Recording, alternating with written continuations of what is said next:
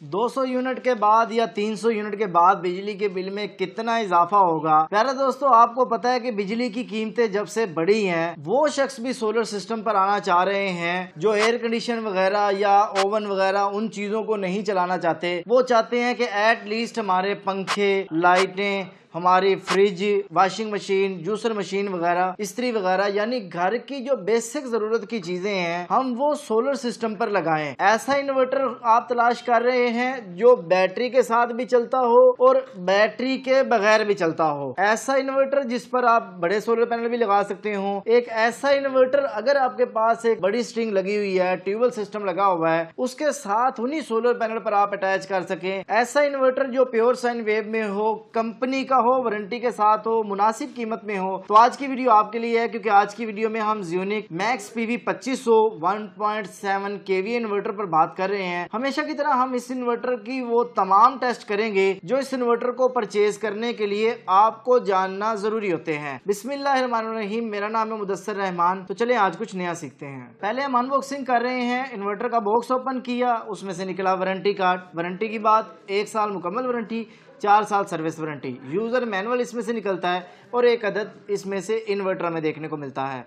अब हम इस इन्वर्टर का करते हैं लोड टेस्ट। प्यारे दोस्तों, जब भी कोई भी शख्स कोई भी इन्वर्टर परचेज करता है तो उसकी एक ही ख्वाहिश और गुजारिश होती है कि हमें जो है इन्वर्टर का लोड टेस्ट करके दिखाएं, ताकि हमें आइडिया तो हो कि जो चीज़ हम परचेज कर रहे हैं वो चला क्या सकता है। तो मैं अभी इस इन्वर्टर को टेस्ट करने लगा हूँ।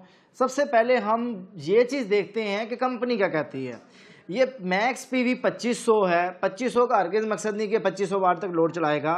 1.7 केवीए है। केवीए का मतलब ये है कि ये 80% यानी 0.8 पावर फैक्टर पे अगर हम इसको लेकर चलते हैं या 80% अगर हम इस पर लोड चलाते हैं तो 1.36 किलोवाट तक ये इन्वर्टर लोड चला सकता है। रियलिटी क्या है अभी हम इसको चेक करते हैं। दोस्तों, सबसे पहले इस पर मैंने लोड डाला है जो कि तकरीबन 600 वाट 610 वाट के करीब लोड आपके सामने अभी चल रहा है। इस पर मैं मजीद थोड़ा लोड डालूंगा और कोशिश करूंगा कि 1000 वाट से ज्यादा डालूं। 1300 वाट तकरीबन 1.3 किलो वाट तक इस पर अभी लोड चल रहा है। अभी मैं इस पर मजीद लोड डाल रहा हूं तो ये 1.4 किलो वाट तक लोड चल रहा है। यानी वो जो 1.7 केवीए था, जो 1.36 किलो वाट की जो रेटिंग थी, उससे तो ज्यादा ये आउटपुट हमें दे रहा है। अब मैंने मजीद इसको थोड़ा सा लोड बढ़ाया तो ये 1.4 1.5 किलो वाट तक लोड इजीली चला रहा है। मजीद अभी मैंने इस पर लोड चलाया है तो ये तकरीबन 1.6 किलो वाट मुझे यहाँ पे सामने लोड नजर आ रहा है। लेकिन एक चीज यहाँ पे साथ मुझे और देखने को मिल रही है, वो ये कि इसमें 07 का कोड मुझे देखने को मिल गया है। यानी ये इन्वर्टर 1.6 किलो वाट पे ओवरलोड हो जाता है। कहने का मतलब ये है कि अगर आप इस इन्वर्टर के साथ घर का लोड डिजाइन कर रहे हैं तो आपने इसको एज ए 1.5 किलो वाट, ये 1.7 केवीए 1.5 किलो वाट के तहत आपने इस इन्वर्टर को जो है वो अपने कैलकुलेशन में ऐड करना है।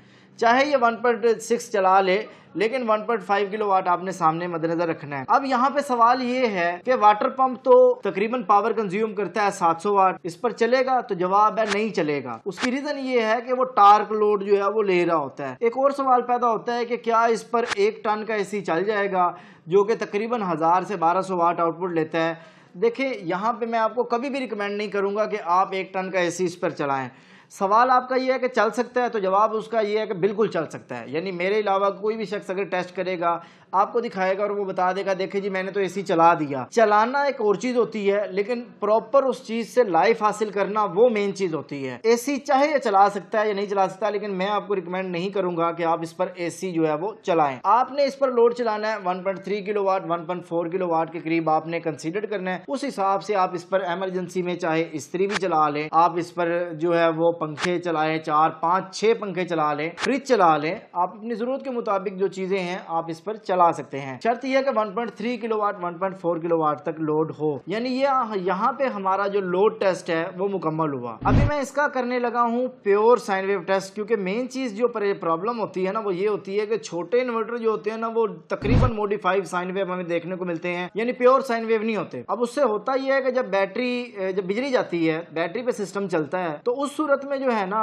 वो पंखे आवाज देने लग जाते हैं, चार्जर खराब होने लग जाते हैं मॉडिफाइड साइन वेव इन्वर्टर में। ये कैसी आउटपुट देता है चेक करते हैं। आपके सामने मैंने ऑसिलोस्कोप को कनेक्ट कर दिया है, पावर सप्लाई दे दी है। अब मैं उसको इन्वर्टर की आउटपुट के साथ जोड़ रहा हूँ। ऑन किया इन्वर्टर तो आपके सामने स्क्रीन पर जो रिजल्ट हमें देखने को मिले हैं वो प्योर साइन वेव देखने को मिले हैं। यानी ये इन्वर्टर जो है वो प्योर साइन वेव आउटपुट देता है, हमें इसमें किसी किस्म का कोई प्रॉब्लम देखने को नहीं मिलता। इलेक्ट्रॉनिक चीज है, मसाइल आ सकते हैं चाहे किसी भी ब्रांड का इन्वर्टर हो, लेकिन जो हमारा टेस्ट था वो मुकम्मल हुआ कि ये प्योर साइन वेव आउटपुट हमें देता है। प्यारे दोस्तों, अब हम इसका टेस्ट करते हैं पीवी जनरेशन टेस्ट कि सोलर पे ये कैसी आउटपुट देता है। मैंने क्या किया है, मैंने बैटरी नहीं कनेक्ट, सिर्फ सोलर दी है और अभी हम देखते हैं कि सिर्फ सोलर पे ये कैसा रिजल्ट हमें देखने को देता है। मैं इसकी जनरेशन चेक कर रहा हूँ, हाइब्रिड इन्वर्टर है, इसका मतलब यह है कि जितना लोड चलेगा उतनी प्रोडक्शन होगी। अभी मेरे सामने जो रिजल्ट आ रहे हैं वो तकरीबन 700 वाट के करीब जो है ये इन्वर्टर आउटपुट दे रहा है। उसके अलावा जो है मैं इसको कोशिश करूंगा कि थोड़ा सा बढ़ाऊं, बल्कि यही कोशिश करूंगा कि मैक्सिमम लोड जो है वो सोलर से चले। तो तकरीबन ये आपके सामने जो है वो 1.6 किलोवाट तक जो है वो सोलर से